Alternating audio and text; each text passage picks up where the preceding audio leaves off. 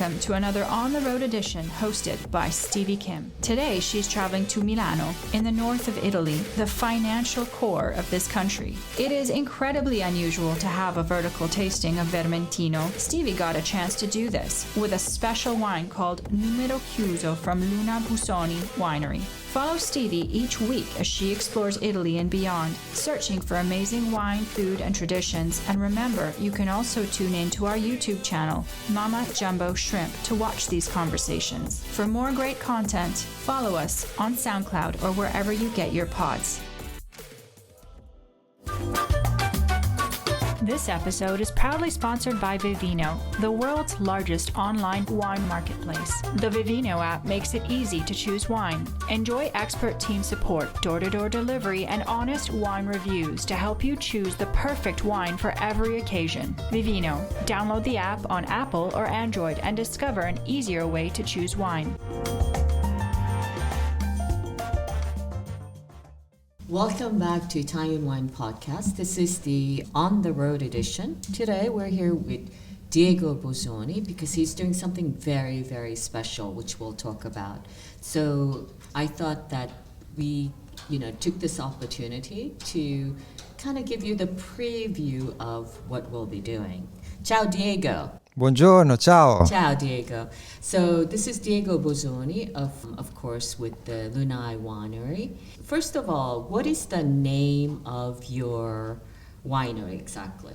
So the name of our winery is the name of our land. It's a very, very old city. The original name is Portus Lunae, il Porto della Luna. It's a very old city. It's a Roman city. How do you spell that? How do you spell Lunae? Lunae? Yeah, it's Lunae. How do you say it and how do you spell it? Lune. Lune. Lune. Yeah, but that seems obvious to you. But how do you spell it? Lunae. But you pronounce it. You pronounce Lune. Lune. Okay. Because it's a Latin name. Okay. So that's one of my problems, because of course, I'm an American, completely ignorant, no Latin whatsoever. So your logo, it's Lunae, Lunae, but there's a V, right? It's Lvnae. So it's kind of confusing. Another problem. Yeah, that's another problem. So tell us about Lunae. What is the meaning behind Lunae? Lune. It's the name of the town. It's the moon. It's the moon. Luna. So it's Luna. Yes. Okay. It is also the name of your town, right? Luna. Yes, the name of our town are Luni.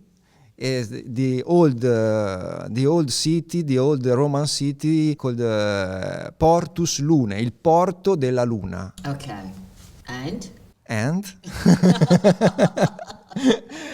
is there a port nearby? Is a very important port during the Roman Empire for the marble of Carrara, for the cheese of Emilia. Okay. This is you take it for granted, right? You think everybody knows where you are, but where are you geographically located?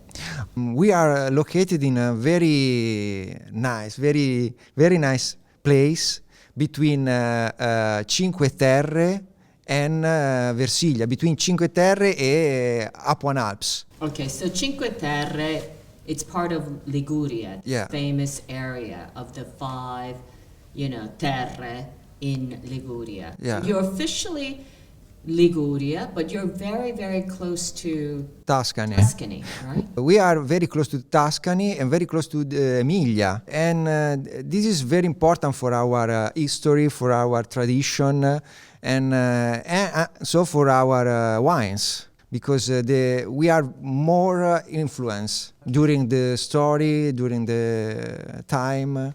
So Diego, tell us a little bit about your role with your family business, and who else is part of it? All started with your dad, right? My role? Yes. I don't know. No, what do you do in the business, the family business? So first of all, tell us a little bit about the component of your family. There's Paolo. I know Paolo. I met Paolo for the first time. I still remember Paolo in my first press conference of Opera Wine. And he came up to me and he said, "Bellissima, bellissima." And I recall this man and I was like, who is this man? Because I had never met him before. So of course he's such a warm character and such a generous heart. Yeah. In terms of, and I think it translates also into wine. But tell us a little bit about Paolo, yourself, and of course your sister Deborah is also involved in the wine business, right? Yeah. Paolo started your work in 1966, working with my grandfather, and he decided to dedicate our life to wine, to research the quality of the wine, to research the very old variety. And which variety in particular? the first is the Vermentino. The Vermentino is the first variety for my father, and this grape is now is very, very, very important for us, for the Colli di Luni DOC in general. During the time developed the winery, now we have 80 hectares. 80, located in Colli di Luni area.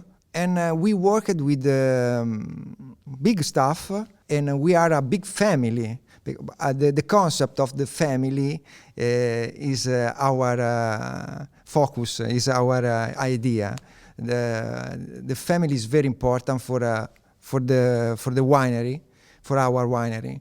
And now we work with for the research of another very interesting variety, the Albarola, Pollera Nera, Vermentino Nero. Okay, stop.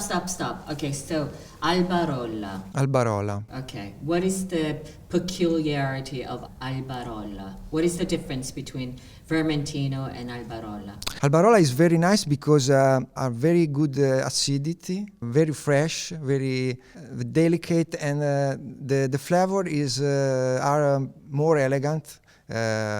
Green, aromatic herbs. More aromatic than Vermentino. No, it's more the same. Yeah, Similar. different flavor, different character. Because our listeners, they're a bit of a wine geek. What are the different flavors between Albarola and Vermentino? The aromas. Yeah, the Albarola are very, very nice for this type of the flavor. Aromatic herbs, lemon, green flavor. Mm-hmm. And the Vermentino depend of the soil, depend of the exposition, depend of the vintage. But usually white flowers, aromatic herbs, yellow fruit, good sapidity, good elegance, good acidity, but depend of vintage. Yeah, and the position and the soil. Yeah. Okay, so getting back to your family. My family, we work with my father Paolo and my sister. Working? Yeah. What is he doing? I don't see him very much anymore. Right? It's like you've taken over with your sister, kind of I don't see him like going to events and stuff. She work in our winery in the Welcome Point, and Deborah work with for the people, for the tasting, for the visit of the winery, of the vineyard. In the vineyard. So is it safe to say that you're more on the winemaking side, the production side, the vineyard management side, and Deborah is more into the hospitality side? Yeah. Is that fair? That's how you divided the family business a bit? Yes. And what about Paolo? He's just sleeping? What is he doing? No, Paolo is around the winery. Forever. Every day, every time His presence is still very significant. Yeah, it's a satellite. And what about your mom? She's the real boss, right? She is the real boss. Because I always feel like, my personal experience is that the person I see the less in the family business is really the boss, right? And because I've never met your mom, your mother, I feel like she is the real boss. Yeah. Is that true? She's. But is she part of the business or not? Yes, absolutely. Wait, stop. Is she part of the administration? Yes. Oh my God, I knew it. Because it's the same story over and over again. It's like even the Gaia family. The real boss is the mother. The You mother. have the children, you have Angela, of course, but the real boss is the woman behind the big family. Absolutely. Yeah, so that's nice. So I'm going to kind of ask you about what we're doing here today, right? We're doing a special event. The first time you're doing this vertical event of this one particular wine, which is called Numero Chiuso. Yes. So of course, Numero Chiuso literally means closed number. Why did you give this label, this wine called Numero Chiuso? What does this mean? Because it's a very small production. Mm-hmm. How small is the production? 206. 206. That's really small. 2600. Oh, okay. So 2006. Okay. You can say 2600 or 2600. 2600. But that's still very, very small. Because what is your production of Vermentino, the regular line? The Vermentino in a different label. Yeah. In total is our more important production. But how many bottles do you produce? Sulle 100.000 bottiglie. It's 100,000 bottles, and Yeah. only small percentage, 2.6%, right, is dedicated to Numero Chiuso. Yeah. So it's a very special label. Yes, and we produce this wine only in the best vintage. Mm-hmm. So not every year. No. Which were the years that you didn't produce Numero Chiuso? We didn't produce Numero Chiuso in 2012. And What happened in 12? Bad weather?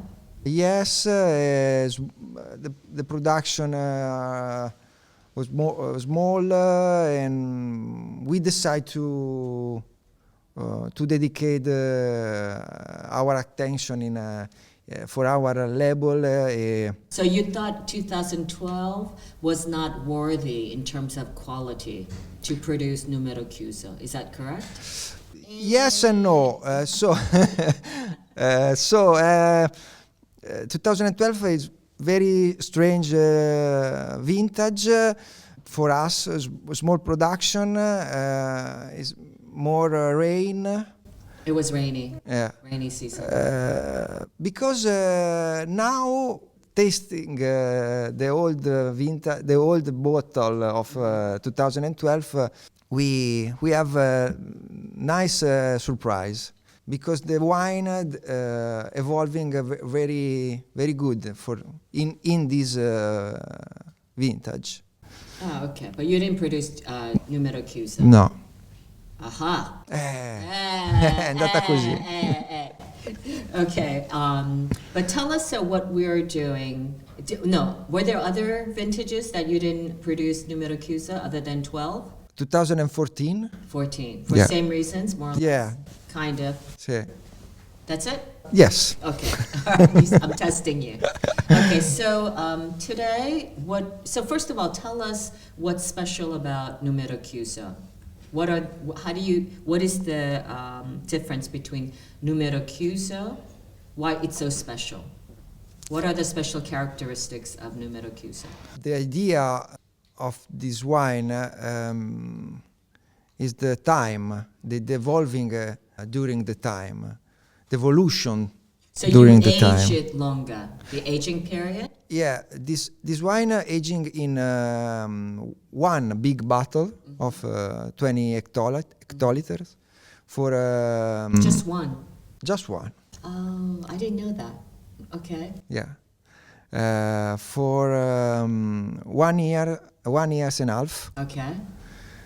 And we bottling the wine and aging in the bottle for another 1 year and a half. So now, in December, we started with the reselling 2018. Right. So the current vintage on sale is the 18. Because The- it takes three years basically. 18 months, and then additional 18 months, right? Sì. Okay, so 3 years. Yeah.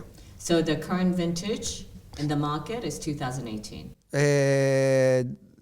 Now we terminate the 2017. You finish the 2017, and we started with the selling the 18 in December. Okay. Oh, you will start. Yeah. You haven't started No. yet. Okay. Alrighty. Now today we tasting in anteprima. Right, and as an anteprima. Yeah. Okay, fantastic. But we'll be tasting also other wines, right? Yeah. The other vintages today. Yeah. Two a little surprise. The Etichetta Nera 2010 and the Cavaggino 2007. Yeah. And what are these? Tell me a little bit about these two wines. So Etichetta Nera is a very important wine for us. It's a very iconic label for So our is that your signature wine? more representative wine.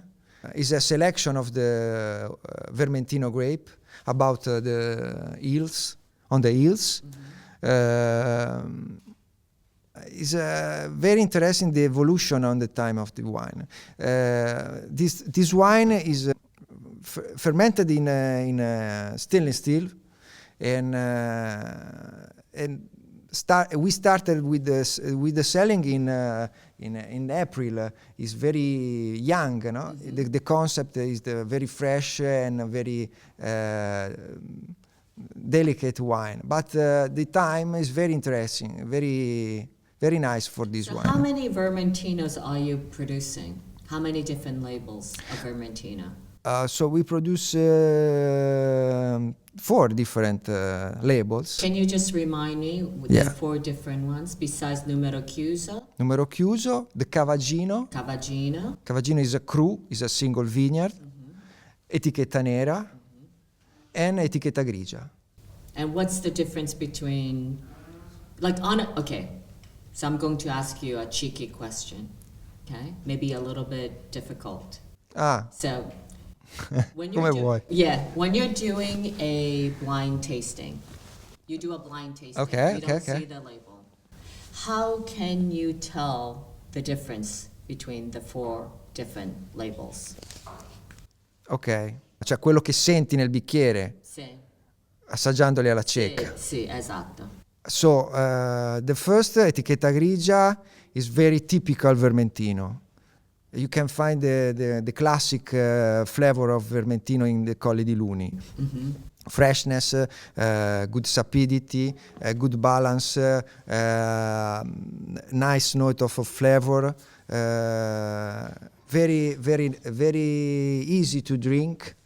Etichetta Nera is another experience because it's more long, it's more intense of the flavor in the flavor and the taste is long, is intense. More intense. Is more complex. We can find another type of the flavor, aromatic herbs, tropical fruit in particular vintage. That's because it's coming from a warmer site? Because the different label born in different terroir. Right. Okay. Different sites. Different size. Etichetta grigia, born in the plan, On the floor. on the floor, on the and the etichetta nera on the hills. Okay. And what is the altitude of the hill ones? For etichetta nera to 200 metri. 200 meters. 200 meters, yeah. Okay. Different soil. On the plain we have alluvional soil. On the hills we are more stone, macigno, abbiamo un po' di arenaria. So different a different exposition. Yeah. On the hills we have very nice exposition during the day, good ventilation. So different. Even just the difference of 200 meters. Yeah. It's a huge difference. Yes, the character of our area, but in general for the Liguria in general is the diversity. The more we have more character, more diversity, different type of the soil, more different type of exposition, more different type of the vineyard. Mm-hmm. The vineyard is very small and located in a position different. You have many different parcels. Right? Yeah. All over your area. Yeah. We have 80 hectares, but in more different parcel, more different exposition. Okay, so we've gone over the gray label to get the grigia. Yes. So we've gone over Black the label. Black label. Then we have Numero Chiuso. E Cavaggino. Cavaggino. Yeah. And what about Cavaggino? Cavaggino is a single vineyard. Right. Where is it located? In Lunae, very close to the winery, on the hills. It's very nice position, very nice soil. And this wine fermented in barrique, not in total, but the 40% of the masses fermented in barrique, 60% in stainless steel. And I know that, you're not supposed to ask this question, but it's because it's like, I know how the winemakers feel about their wines. It's like their children, right? Yeah. And not one label or one wine is better than the other. But have you got a favorite wine out of these four, Vermentino? Which is your favorite Vermentino? No. That's what No. No. I love the four Vermentino because every label is different, and I love the character of different label. Okay, listen. So I don't know if you want to talk about this, but when I came to visit last time, you have a new project. You showed me like a new vineyard area. Sì. Can you tell us a little bit about that? It's absolutely fabulous. I think it's the most exciting project you've I think adventured into, and the location is absolutely gorgeous. Do you want to tell us a little bit about this new project you have? Yes, we buy a new property, very nice position. Very nice for the wine and for the wine and for the olive oil, but for the wines is very important area and very historical area. How big is it? First of all, it's quite high, right? It's on top of the hills.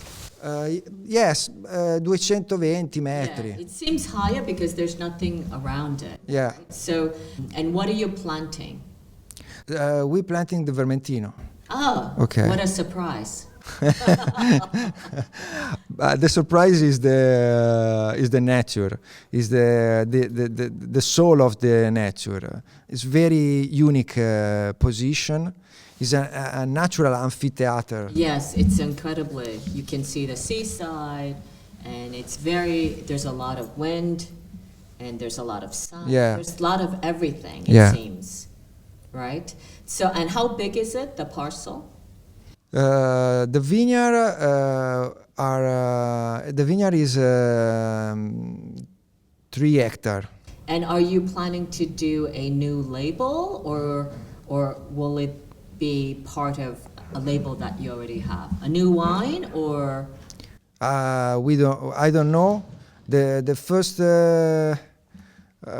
idea is the place, the nature, the vineyard, and the future. I don't know. But when will it be the first harvest for wine production? Another 2 years? Or Yes, 2 more years?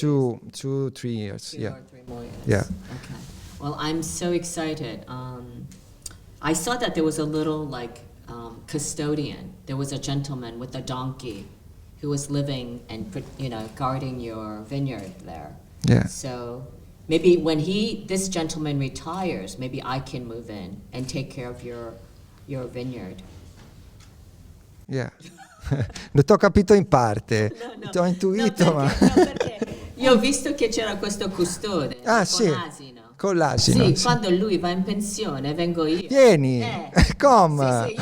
Sì. Sì, io prendo il suo posto. hai capito? Assolutamente, vieni subito. No, okay. So listen, Diego, we're going to talk about one last thing, okay?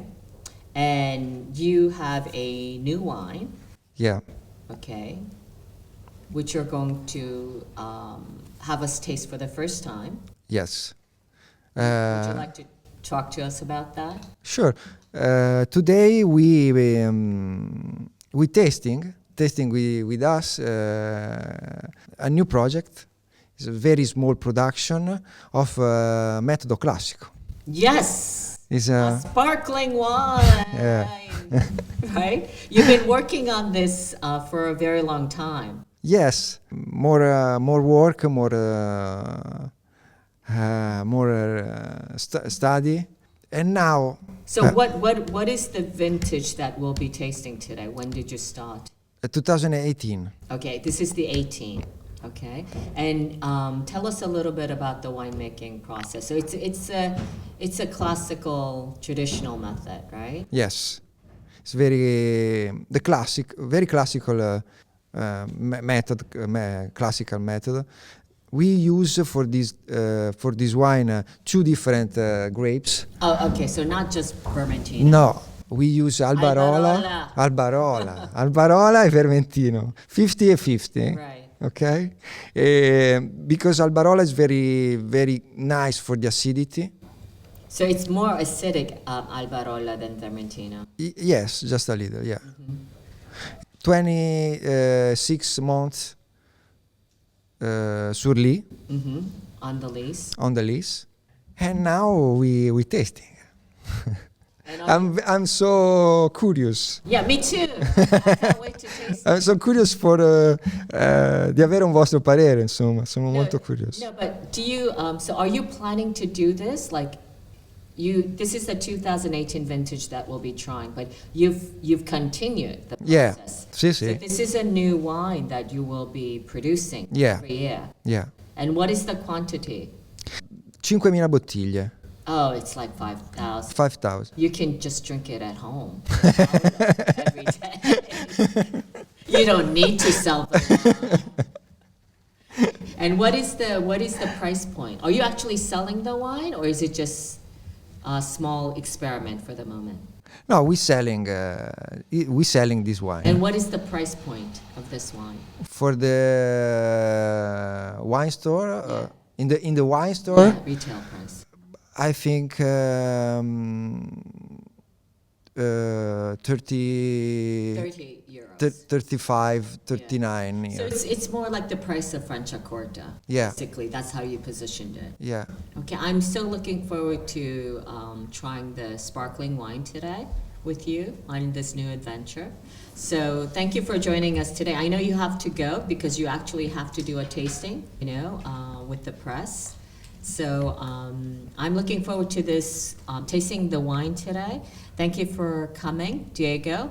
Thank you. And hopefully we can come and see you very, very soon. Grazie, ti Okay? aspettiamo. So we are speaking to Diego Bosoni, of course, representing the Lunae. We found out it's Lunae Lunae. with a V. You know, it's problematic for the Anglo-Saxons, from Liguria. And of course, he is, when we think of Lunae Winery, of course, we think of Vermentino. So, and Vermentino, he is Mr. Vermentino himself here today.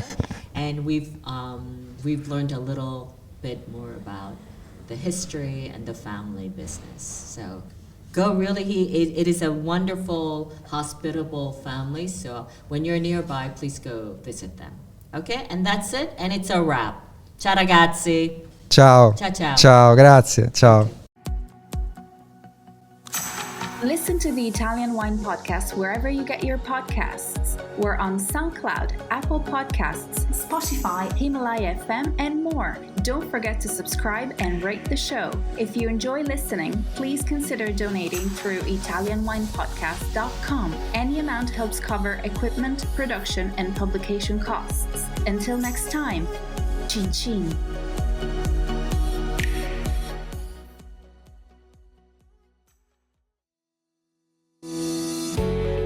Hi guys, I'm Joy Livingston and I am the producer of the Italian Wine Podcast. Thank you for listening. We are the only wine podcast that has been doing a daily show since the pandemic began. This is a labor of love and we are committed to bringing you free content every day. Of course, this takes time and effort, not to mention the cost of equipment, production, and editing. We would be grateful for your donations, suggestions, requests, and ideas. For more information on how to get in touch, go to ItalianWinePodcast.com.